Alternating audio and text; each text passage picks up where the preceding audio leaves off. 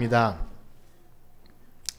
감사합니다. 오늘 드디어 창세기를 이제 마무리를 짓습니다. 창세기를 시작한 것이 찾아보니까 2018년 작년 4월 마지막 주였고요. 중간에 고난 주간에 마태복음을 잠깐 했고, 그다음에 큐티를 시작하면서 느헤미야를 조금 했었고요. 그다음에 수련회 때 빌립보서를 해서 한 대략 1년 조금 더 걸린 것 같습니다. 창세기가 50장이니까 1년이면 한 주에 한 장씩만 해도 거의 될 것 같아요. 그래서 어찌하든지 저 개인적으로도 굉장히 귀하고 너무 유익한 시간이었고요. 한 10년 전에 청년들과 함께 창세기를 봤었는데 그때와 너무나 다른 또 구석구석 또 시간이 지나면서 말씀을 이해하고 이렇게 적용하는 것이 또 달라지는 것 같은 생각이 들고, 또 함께 나누는 공동체와도 우리 지체들과도 그 삶의 말씀이 적용되는 것을 제가 보면서 느낄 때 너무 감사한 그런 시간이 아니었나 생각이 되고요. 그런데 무슨 일이든지 끝난다는 것은요, 다음으로 이어지는 새로운 일의 또 시작점이라는 것입니다.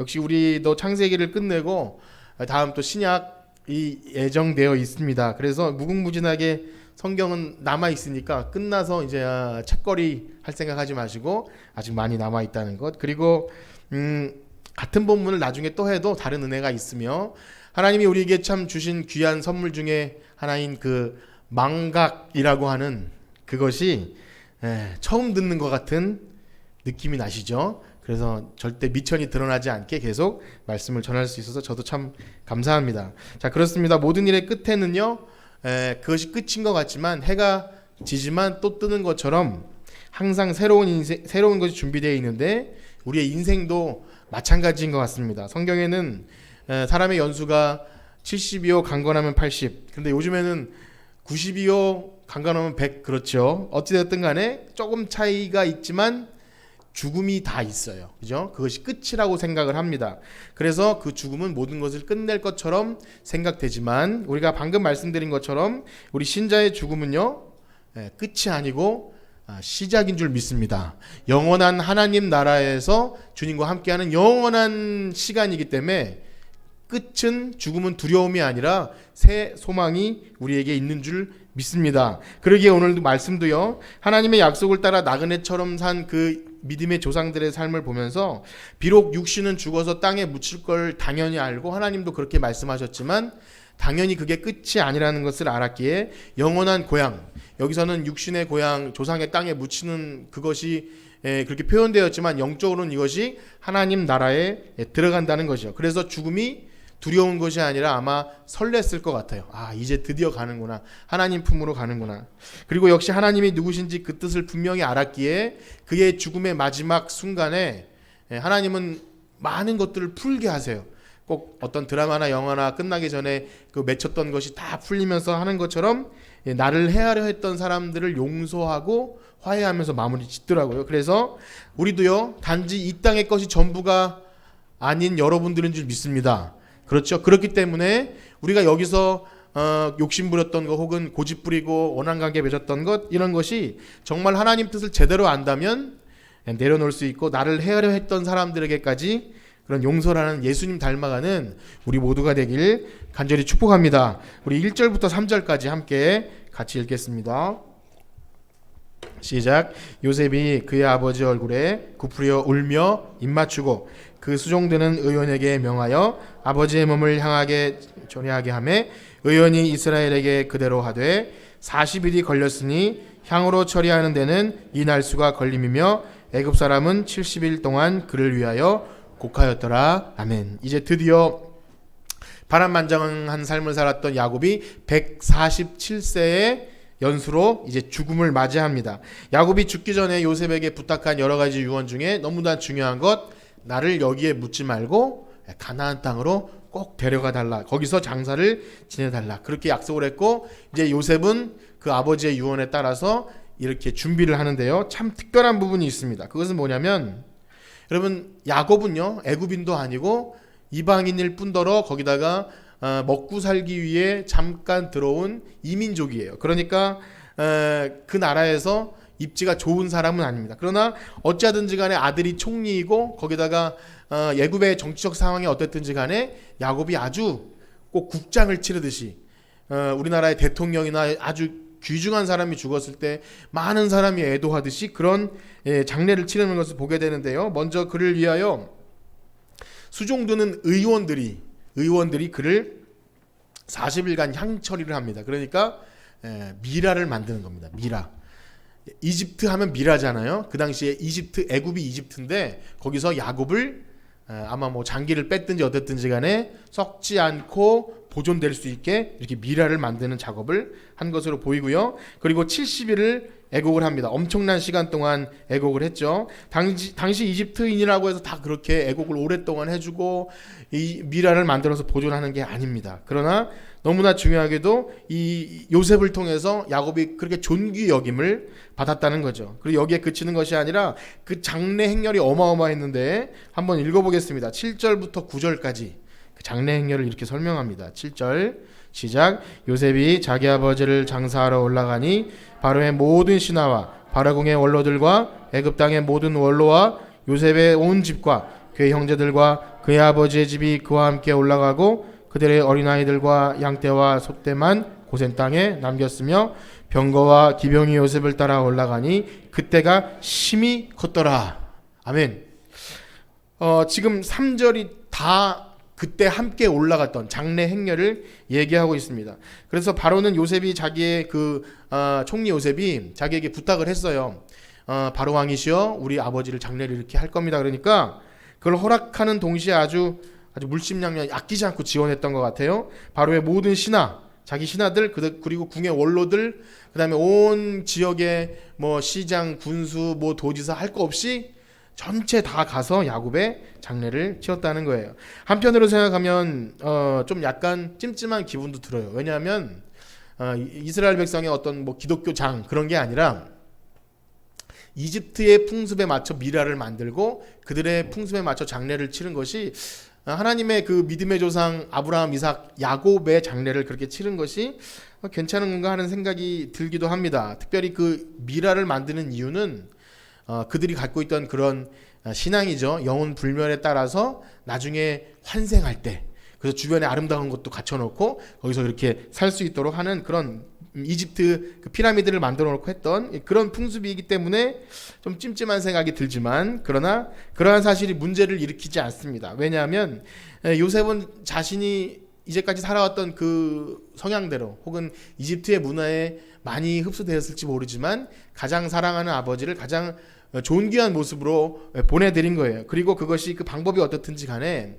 애굽에서 가나안이라는 그 먼 거리, 뭐 한 달이 넘게 걸리는 그 거리를 시체를 메고 갈 수는 없지 않습니까? 그렇죠? 그래서 이집트 이 미라를 만들어서 메고 갔다 이런 생각이 듭니다. 참 대단하게도 아무것도 아닌 것 같이 보였던 초라한 야곱의 인생이 하나님의 약속을 믿고 평생 따라갔더니 여러분 그 장례식에 많은 사람이 오는 것이 되게 복된 거라 그러잖아요. 그죠? 그 사람이 뭐 살아있을 때보다 진짜 그 사람이 죽으면 없는 건데 그러나 그때 그를 기억하고 많은 사람이 온다는 것은 정말 이렇게 말하죠. 정말 인생 헛살지는 않았구나. 그런 생각 듭니다. 무엇보다 이 엄청난 행렬은요. 지금 이들이 지금 어디에서 어디로 가고 있죠? 이집트에서 가나안 땅으로 가죠. 이 엄청난 행렬이 이집트에서 가나안으로 가는 것은 우리가 이제 창세기 다음 한 장만 넘기면 있을 그 출애굽 사건을 예고편처럼 보여주는 거예요. 이 엄청난 인구가 애굽에서 가나안으로 간다. 그렇기 때문에 그저 한 인생이 저는 조상의 땅에 묻히고 싶어요 하는 그런 향수병에 의한 것이 아니라 하나님의 약속이 성취되고 있고 그 약속이 그림자처럼 살짝 보여지는 그런 좀 영광스러운 장면입니다. 영적인 의미가 있죠. 그래서 이렇게 말씀드립니다. 이 출애굽의 여정은요. 우리 신앙인들에 있어서 우리도 이 땅에 지금 발붙이고 살지만 여기가 우리의 고향이 아니라는 것. 여러분 그거 믿으시나요? 장차 우리가 갈 곳은 하나님 나라이며 여기에 마음 두면 안 되는 거예요. 그래서 그런 연습, 여기서도 지금 장례 행렬이 출애굽 연습이라고 했듯이 우리 삶에는 언제나 그 출애굽의 연습이 있어야 합니다. 그것은 뭐냐면 정말 이 땅에서 우리가 마음 주지 않고 뭐랄까요? 이렇게 한번 생각을 해봤어요. 우리가 어린아이들이 소꿉놀이 하든지 여러 가지 재밌는 놀이 하잖아요. 그럴 때 이제 엄마가 부르면 저는 이제 어린이집에 아이들을 데리러 가면 밖에서 초인종을 띵동 누르잖아요. 그럼 제가 보이나 봐요. 그럼 아빠다 그러면 속에서 4명이 움직이니까 엄청난 아이들이 우르르 놀던 걸 버리고 달려나가요. 선생님이 얘들아 놀던 건 정리하고 가야지 할 정도로 많은 장난감들을 쌓아놓고 놀다가 아빠다 이 소리에 다 버리고 막 달려나와요. 저는 좋지만 선생님은 이제 한 번에 치워야 돼서 시간이 걸리겠죠. 어쨌든 장난감 붙들고서 아빠가 왔는데도 저는 장난감 붙들고 더 놀래요라고 하지 않는 것처럼 우리가 이 땅에서 엄마 놀이 아빠 놀이 하면서 뭐 이것저것 만들지만 집에 갈 때가 됐을 때 그거 붙들고 있겠습니까? 그것처럼 소꿉놀이 하던 아이들이 엄마가 부를 때 집에 돌아가는 것처럼 그렇게 가는 것. 여러분 떠날 준비가 되어 있으십니까? 너무 중요하죠. 떠날 준비가 됐다는 것이 어떤 이단이나 어떤 사람들이 하는 것처럼 집을 다 팔아서 현금화시키고 혹은 좀 더 돈이 안 되면 금을 만들든지 해서 가는 건 아니죠. 천국에 가는데 그거 뭐 못 들고 가잖아요. 그런 게 아니라 이런 겁니다. 정말 이 땅의 것에 내가 마음을 언제든지 내려놓을 수 있는가. 만약에 여기가 너무나 좋은 것들이 있어요. 기대하는 바가 너무 커요. 그러면 못 내려놓잖아요. 이런 마음이라면 출애굽 연습이 안 됐기에 한번 생각해 보는 거예요. 내가 아끼고 너무 좋아하는 것들 없어져도 괜찮겠는가라는 생각을 자꾸 실험해 보는 거죠. 내가 아끼고 소망하고 바라고 이루려고 하는 꿈들 혹은 작은 소망들 이런 것이 없다고 하는 것은 아닙니다. 우리는 그런 자그마한 것들을 소원을 두고 기도할 때도 있고 바라고 소망하지만 그러나 궁극적으로 우리에게 주실 그 영원한 복 하나님 나라가 제일 귀한 것이라는 것을 믿고 다른 것 버릴 준비를 항상 하시길 축복합니다. 이런 준비가 돼 있지 않으면 그 찬송가 너무 무서운 찬송가 있어요. 웬 말인가 내 형제여 세상 것 불탈 때 너도 타겠구나. 그 가사를 생각해보면 얼마나 무서운지 몰라요. 그거 붙들고 있다가 세상 것 불탈 때 너도 타겠구나. 이 가사가 너무 끔찍한 가사죠. 그것처럼 거기 같이 불타는 게 아니라 애굽이 멸망할 때 만약에 출애굽하지 않으면 거기 같이 수장되는 거 아닙니까? 그것이 아니라 힘들고 어렵지만 가나안 땅으로 가는 것, 그것이 이 출애굽의 연습인 줄 믿습니다. 중요한 것은요, 그러한 삶을 살다가 본향을 버리고 이제 그것을 준비하고 이렇게 간다면 우리의 개인적인 죽음도 자녀들이나 보는 사람들에게 굉장히 큰 은혜를 줘요. 그래서 지혜자의 마음은 초상집에 있다 그러죠. 혼인집에 있는 게 아니고 초상집에 있고 또 이 믿음의 장례식이나 이런 것을 보면 은혜가 굉장히 많이 돼요. 믿음의 사람이 이렇게 살았고 이렇게 가는 모습을 우리가 교인이나 자녀들이 볼 때 굉장히 막 정말 배울 것이 많죠. 그런데 이런 또 생각을 해봅니다. 만약에 이 죽을 곳을 준비하고 천국이 예비되었다고 하는 그 믿음이 있는 사람이 만약 난 죽으면 천국 가, 나는 구원의 확신이 있어 라고 말한 사람이 만약에 이 땅에 살 때 별로 그렇게 아름답지 못하게 살았다면 어떨까요? 그래도 저분은 어떻게 살든지 천국은 예비되어 있네 그럴까요? 그런 생각을 한번 해봅니다. 우리가 정녕 하나님 나라를 보증으로 받은 하나님 나라의 백성이라면 이 땅에서의 삶도 그렇게 하나님 나라를 이미 얻은 사람처럼 살아야 할 줄 믿습니다. 만약에 그것이 안 된다면 아주 끔찍하게, 만약에 어떤 분이 막 우리나라에도 유명한 분이 있지 않습니까? 장로님이기도 하고 어떤 뭐 기독교계에서도 유명한데 그분도 개인적으로 천국에 간다는 확신이 있다고 칩시다. 그런 분들이 모인 곳이 천국이라면 가고 싶을까요? 예, 이거는 굉장히 어려운 질문이에요. 간다 안 간다 이 차원이 아니라 세상 사람들이 봤을 때 저 사람도 천국 가? 이렇게 물어볼 수도 있는 거 아닙니까? 그렇기 때문에 이 땅에 살 때 우리가 다른 사람에게 우리의 죽음은요, 이 땅의 마지막 젊었을 때나 우리가 방탕할 때도 있긴 하지만 죽음을 앞둔 우리들이 이 땅에 살아가는 방식은 굉장히 복음적이라는 거예요. 누군가에게 전도할 수 있고 하나님 나라를 소개할 수 있는 귀한 시간이란 그런 의미입니다. 그렇기 때문에 정말 우리가 신자로서, 직분자로서 이 땅에 어떻게 마지막 때를 살 것은 또 아니 우리가 언제 죽을지 모르지 않습니까? 언제 어떻게 죽을지 모르는데 정말 죽기 전에 뭔가 맺힌 것, 원수 혹은 뭔가 미움 관계 아니면 우리가 놓지 못하는 그런 욕심들 여러분 언제나 내려놓을 준비하시기를 간절히 축복합니다. 자, 그렇기 때문에 오늘 이 죽음과 장래 이야기가 이렇게 본문이 구성되어 있어요. 앞전에는 야곱의 죽음, 뒤에는 요셉의 죽음. 그런데요, 그 사이에 끼어있는 이야기 하나가 있습니다. 그게 뭐냐면 바로 형들이 아버지가 돌아가셨으니까 혹시나 요셉이 이제 자기들의 잘못을 가지고 복수하지는 않을까 하는 그런 두려움이 생겼어요. 그래서 그것을 이제 회복하는 과정에 있는데 아무래도 이 두 죽음 사이에 야곱의 죽음과 요셉의 죽음 사이에 이 화해 스토리가 들어있는 것은요. 죽음을 앞둔 그 죽음 그러니까 끝이 아닌 하나님 나라에 갈 사람들의 성도의 죽음 사이에 어떤 중요한 의미가 있지 않나 이런 생각이 듭니다. 우리 15절에서 17절까지 말씀을 읽어보겠습니다. 시작. 요셉의 형제들이 그들의 아버지가 죽었음을 보고 말하되 요셉이 혹시 우리를 미워하여 우리가 그에게 행한 모든 악을 다 갚지 아니할까 하고 요셉에게 말을 전하여 이르되 당신의 아버지가 돌아가시기 전에 명령하여 이르시기를 너희는 이같이 요셉에게 이르라. 내 형들이 내게 악을 행하였을지라도 이제 바라건대 그들의 허물과 죄를 용서하라 하셨나니 당신 아버지 하나님을 종들인 우리 죄를 용서하매 요셉이 그들이 그에게 하는 말을 들을 때에 울었더라. 아버지 야곱의 장례식이 은혜 가운데 맞춰졌어요. 얼마나 감격스러웠겠어요. 그 아버지가 행한 대로 살아셨구나. 또 하나님의 음성을 들은 대로 정말 가나안 땅 그 막벨라 굴에 묻히셨구나. 너무나 은혜로웠죠. 그런데 그 끝이 어떤 사람들에겐 두려움이었어요. 그 형들, 요셉의 형들이 이런 생각을 하게 됩니다. 이제 혹시 우리를 용서해 준 것이 아버지 살아 생전에는 험한 꼴 보지 않게 하려고 용서하는 척했다가 이제 아버지 돌아가셨으니까 우리 이제 복수하는 건 아닌가? 이런 기억이 하나 있어요. 여러분, 야곱이 어렸을 적에 형을 속였잖아요. 형이 마음속으로 이런 마음을 품죠. 아버지 돌아가실 날이 얼마 안 남았으니까 그때 넌 죽는다. 이런 마음을 품을 때 그 얘기를 듣고 엄마가 듣고 야곱을 도망 보내지 않습니까? 그것처럼 이런 생각을 해봐요. 그래도 부모님 살아있을 때는 어떤 형제지간의 그 완가품을 한 것이 불효였겠구나 그런 생각을 합니다. 사실 그것이 너무나 맞고 우리나라에도 그런 정서가 있죠. 그런데 안 그런 경우도 굉장히 많죠. 특별히 이 부모님의 장례식이 끝나고 새로운 싸움이 시작되는 집들이 있다는 소식을 종종 듣게 됩니다. 뭐 유산 상속이나 뭐 이런 걸로 완전히 부모님을 보냈는데 이렇게 막 형제들이 원수가 되는 경우가 종종 있죠. 살아계실 때는 그렇게 못했겠죠, 당연히. 그런데 이제 돌아가셨으니 유산 상속 싸움도 하고 막 그렇게 하는 거죠.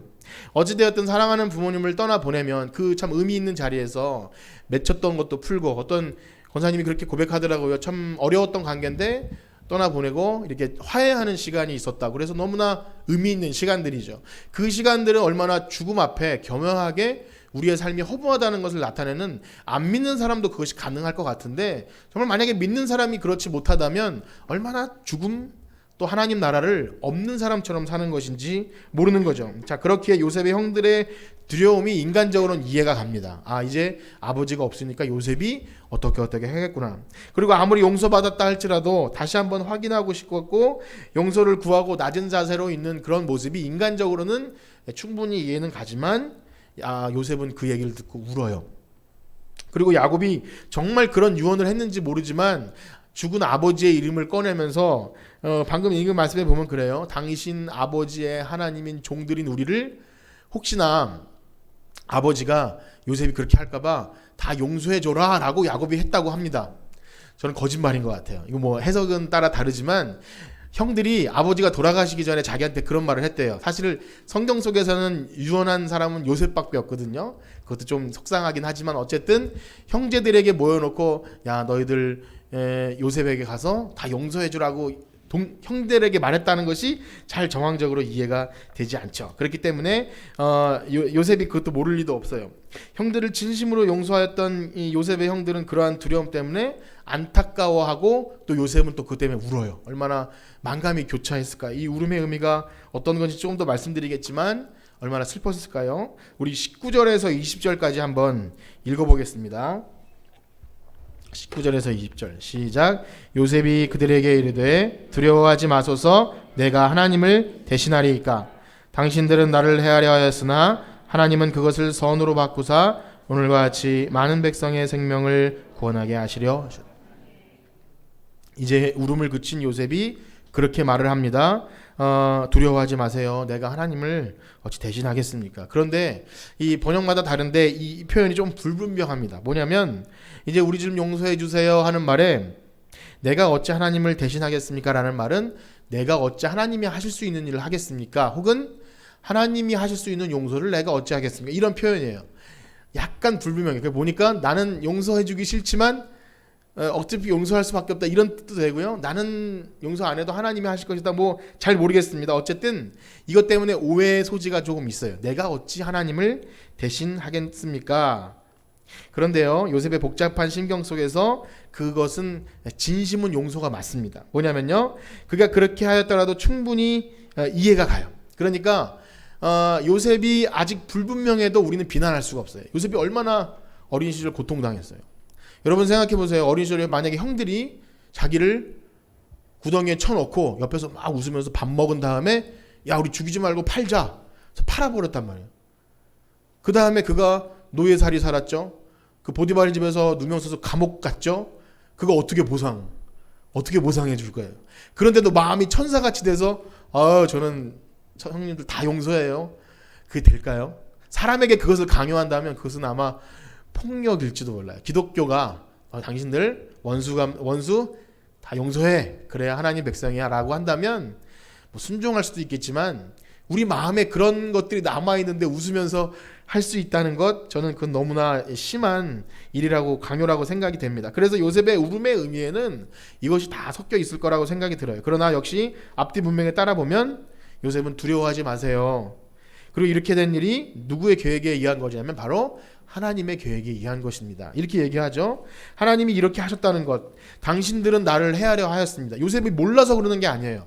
당신들은 나를 해하려 했지만 하나님이 그것을 선으로 바꾸사 오늘과 같이 많은 백성을 구원하게 하시려 한 것입니다. 요셉은 분명 형들을 용서한 게 맞아요. 그런데 그 용서의 근거가 요셉의 마음이 너무나 좋아서, 그동안 연단을 많이 받아서 아주 부드럽게 성자처럼 변해서 저는 누구든지 용서할 수 있어요, 저는 천사예요 라고 해서 하는 것이 결코 아니라는 겁니다. 그래서 만약에 이것을 적용해서 우리 누구든지 용서해야 됩니다, 우리 마음이 만약에 구원받았다면 천사처럼 돼서 나를 찌르는 사람을 용서해야 되고, 그렇지 못하면 죄인입니다 라고 말하면 인간을 너무 잘못 해석하는 겁니다. 여러분, 우리가 구원받았지만 우리의 마음속에 죄가 있습니까, 없습니까? 있어요. 우리는 언제나 그 죄의 유혹과 싸우지 않으면 안 되고, 우리를 찌르면 우리는 언제나 기분 나쁘고 열받아요. 그래서 방금 요셉이 말한 그 의미를 다시 한번 생각해 보면 정말 중요한 거죠. 여러분 생각해 보세요. 진짜 기도 많이 했어요. 우리가 기도 많이 하고 어느 날 은혜 많이 받았습니다. 이제 나 누구든지 용서할 수 있을 것 같고 막 은혜가 충만해요. 그러다 이제 예배당을 나가든지 기도원을 나가는데 누가 나를 딱 때렸다고 생각해 보세요. 아우 고맙습니다, 막 그렇겠어요? 막 분명히 다 화가 날 거예요. 그걸 부인할 수도 없고요. 그리고 아무리 은혜가 충만한 사람이도 내가 변한 거지 상대가 변한 게 아니기 때문에 미운 짓 하는 사람은 계속 미운 짓 해요. 그리고 그냥 내가 좀 은혜 받았다 뿐이지 계속 그렇게 행동하는 사람을 만약 받아줄 수가 없어요. 그래서 이 말씀을 준비하면서 그런 생각이 났어요.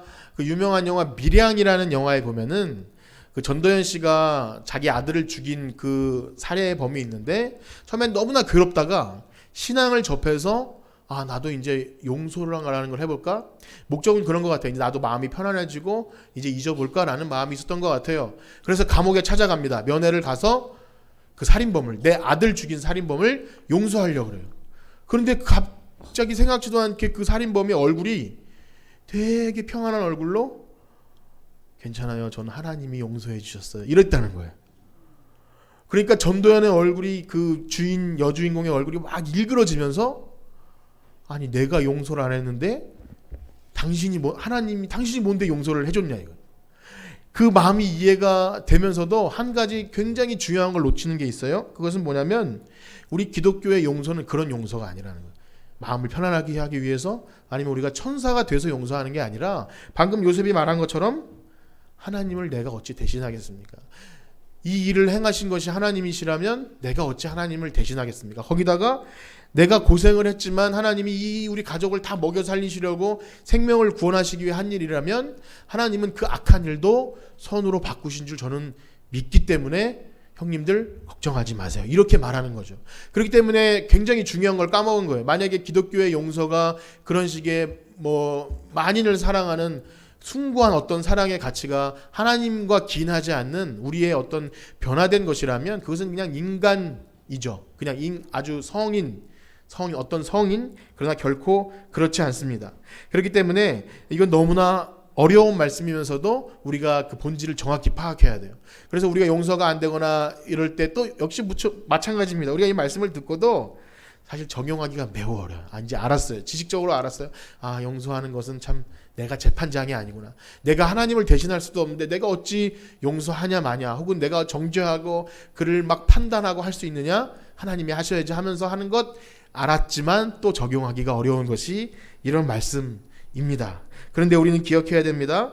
내가 얼마나 엄청난 죄인이라는 사실을 깨닫는 것, 그리고 그 죄를 해결해 주시기 위해서 예수님이 그 참혹한 십자가를 지셨다는 것을 우리가 정확히 안다면 우린 그런 말을 할 자격이 없는 거예요.